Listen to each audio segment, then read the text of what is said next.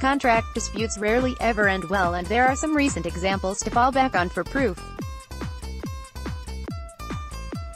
While players such as Khalil, Mack and Le'Veon Bell offer recent proof, the Dallas Cowboys can also see the negative results of these disputes by looking back to their 2015 season. That was the year they placed the franchise tag on Dez Bryant, and the star receiver ended up missing some important offseason work. When they finally did come to terms with him on a new deal, Bryant found himself struggling with nagging foot problems and managed to play just 9 games that season. There's a threat of there being a similar problem with DeMarcus Lawrence, who is in his own dispute with the team.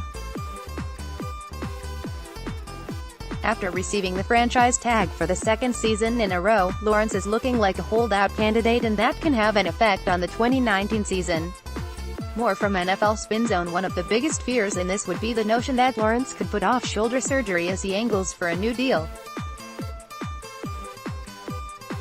Should this come to fruition, the Cowboys would be in danger of seeing Lawrence miss time, just as Bryant did in 2015. With that being said, this team needs to put this chapter behind them. If they want to keep Lawrence around, they have to give him a fair deal. If they don't do this, they're only hurting themselves.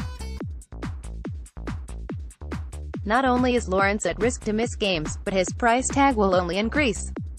For example, had they locked him up last season, there wouldn't be a Khalil Mack contract for Lawrence and his team to use as a starting point.